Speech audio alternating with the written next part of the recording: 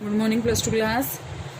Oxides of nitrogen आपका मैंने recently भी आपको बताया था कि वो आपके सिलेबस में से कट ऑफ हो चुका है। तो नेक्स्ट जो टॉपिक आपके पास आता है वो आपके पास आता है nitric acid. Nitric acid, nitric acid का फॉर्मूला आपके पास क्या होता है? HNO3। नाइट्रिक एसिड का फॉर्मूला आपके पास क्या है? HNO3। अब यहाँ से आपके पास अगर हम इसका स्ट्रक्चर देखें तो ना HNO3 का स्ट्रक्चर कैसे होता है? ON और यहाँ पे H ऐसे ही है। यहाँ से आपके पास क्या बनेगा? ये ऑक्सीजन के साथ डबल बॉन्ड और ये ऑक्सीजन के साथ सिंगल बॉन्ड, और इसको हम क्या बोलते हैं? कोऑर्डिनेट बॉन्ड या फिर डेटिव बॉन्ड। ठीक है, अब इसका जो है स्ट्रक्चर तो मैंने आपको बता दिया। अब हम इसकी जो है नाइट्रिक एसिड की प्रिपरेशन करते हैं। और बेटा प्लीज़ इसको लाइटली ना लें, हर एक रिएक्शन को करके देखें। हर एक रिएक्शन को जब तक आप नहीं लिखोगे, जब तक आप नहीं करके देखोगे, आपको ये समझ में आने वाले नहीं हैं।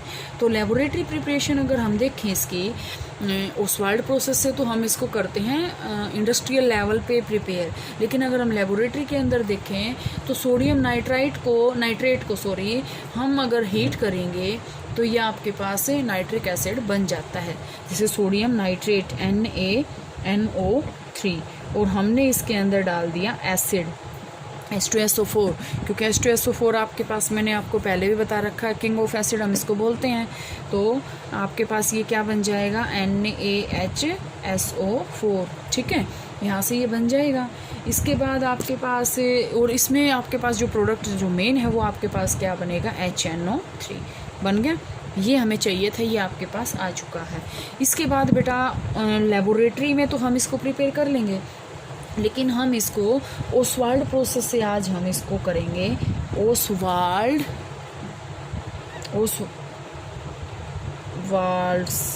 प्रोसेस। ओसवाल्ड प्रोसेस से हम इसको कैसे करेंगे? देखो, इसमें आपके पास होता क्या है? इसमें ऑक्सीडेशन किसका होता है? अमोनिया का जो है ऑक्सीडेशन होता है किसके द्वारा? एयर के द्वारा। क्योंकि ऑक्सीडेशन आपको बताया मैंने कितनी बार, ऑक्सीडेशन का मतलब क्या होता है? Addition of oxygen. एयर में जो भी ऑक्सीजन प्रेजेंट है उसके द्वारा ही इसका होता है। और इसमें आपके पास और क्या है बेटा? कैटलिस्ट का यूज़ होता है। आपके पास ये क्वेश्चन आ सकता है कि ओसवाल्ड प्रोसेस के अंदर जो कैटलिस्ट यूज होते हैं उसमें आपके पास होता है बेटा, एक तो आपके पास होता है प्लेटिनम और दूसरा आपके पास होता है रोडियम। ठीक है, प्लेटिनम एंड रोडियम, दो आपके पास ये क्या होते हैं? इसमें कैटलिस्ट के फॉर्म में काम करते हैं। तो ओसवाल्ड प्रोसेस को जैसे अगर हम यहाँ से डिस्कस करें तो हम इसमें कैसे करते हैं? हमने ले लिया NH3, एयर के अंदर जो ऑक्सीजन प्रेजेंट है वो हमने यहाँ पे ली है, और यहाँ पे हम क्या लेंगे? या तो प्लेटिनम या फिर रोडियम, ये ले लिया। यहाँ से ये क्या बना देगा? NO plus H2O। ठीक है, NO प्लस H2O। ठीक है, अब आपके पास क्या है? अब यहाँ से ये रिएक्शन कंप्लीट नहीं होती। ठीक है, अब यहाँ से क्या है कि ये जो रिएक्शन है एक्सोथर्मिक रिएक्शन होती है। अब ये NO जो है ऑक्सीजन है ना, उसके साथ फिर से कंबाइन होगी। ये NO जो है ऑक्सीजन के साथ फिर से कंबाइन होगी और आपके पास क्या बना देगी? NO2 गैस बना देगी। ठीक है, इस NO2 गैस को जो अभी निकली है, NO2 गैस को जब हम वाटर के अंदर मिक्सअप करेंगे तो आपके पास क्या बन जाएगा? HNO3। और ये आपके पास प्रोसेस क्या है? ओसवाल्ड प्रोसेस है। ठीक है, ये आपके पास क्या है? ओसवाल्ड प्रोसेस है। सिंगल जो स्टेप रिएक्शन नहीं है। हमने सबसे पहले क्या लिया? अमोनिया लिया, एटमॉस्फेयर के ऑक्सीजन के साथ हमने इसको रिएक्शन करवाया। प्लेटिनम और रोडियम आपने इसके अंदर कैटलिस्ट का यूज़ किया। आपके पास प्राइमरी प्रोडक्ट बना NO, हमें ये छोड़ देना है।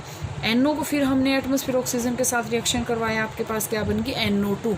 NO2 से अब जब हम वाटर के अंदर मिक्स करेंगे तो क्या बन जाएगा? Nitric acid which is HNO3। ठीक है, ये आपके पास क्या है? यहाँ से कंप्लीट है। इसके बाद अगर हम यहाँ से इसकी फिजिकल प्रॉपर्टी अगर हम HNO3 की पढ़ें,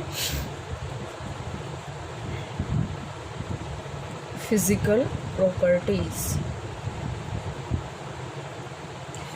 प्रॉपर्टीज में आपके पास बेटा देखो क्या आता है।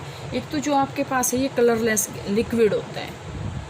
हम इसको गैस नहीं कहेंगे, ये क्या है, कलरलेस लिक्विड होता है। ठीक है, इसका बॉइलिंग पॉइंट और फ्रीजिंग पॉइंट भी आपके पास गिवन है।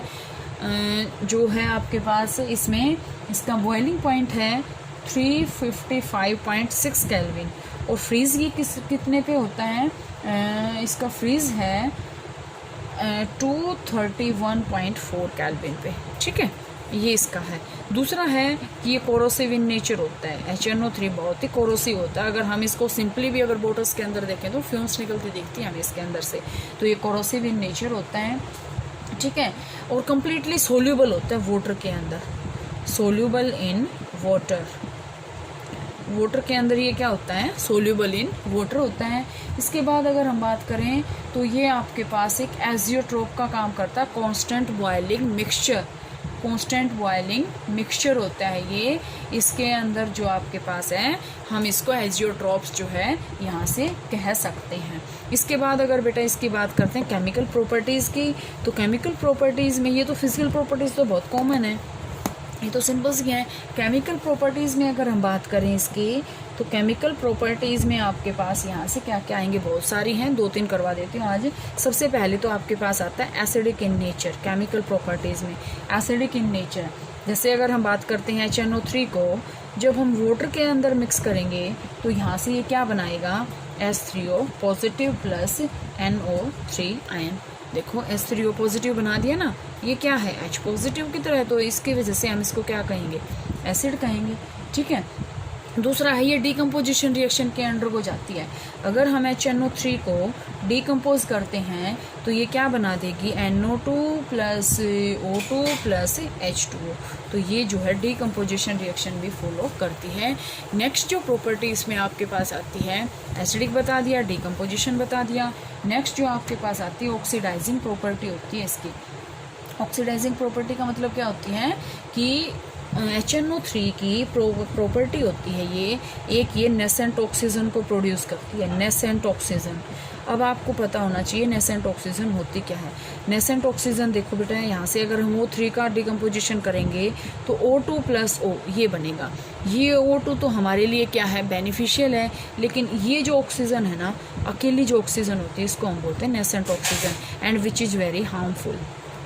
ये बहुत ही हार्मफुल होती है हमारे लिए। ठीक है, तो नेसेंट ऑक्सीजन को भी ये प्रोड्यूस करती है। जैसे अगर हम बात करें यहाँ पे, जैसे ऑक्सीडाइजिंग प्रॉपर्टी में आपके पास आएगी ये ऑक्सीडाइजिंग प्रॉपर्टी। ठीक है, ऑक्सीडाइजिंग प्रॉपर्टी देखते हैं तो HNO3 को मैंने अभी आपको बताया था, डिकम्पोजिशन जब आपको अगर इसका हम करेंगे तो यहाँ से आपके पास HNO3 हमने कंसनट्रेटेड लिया या फिर डाइल्यूट लें। ठीक है, जब हम इसको लेंगे तो यहाँ से NO2 बनेगा प्लस H2O बनेगा प्लस यहाँ से ऑक्सीजन बनेगी, और इसको हम बोलते हैं nascent oxygen which is very harmful for us. ठीक है, और ऑक्सीडाइजिंग एजेंट की तरह ये काम करता है HNO3, क्योंकि इसके अंदर ऑक्सीजन प्रेजेंट होता है, ये दूसरे के अंदर जाके ऑक्सीजन को ऐड कर देता है। अब आपके पास ये क्वेश्चन आ सकता है कि by which property nitric acid is used as an oxidizing agent, because it have a property to give nascent oxygen which can be added to another compound to get oxidized. तो यहाँ तक बेटा आप कर लोगे। नेक्स्ट जो इसकी property है वो हम कल करते हैं।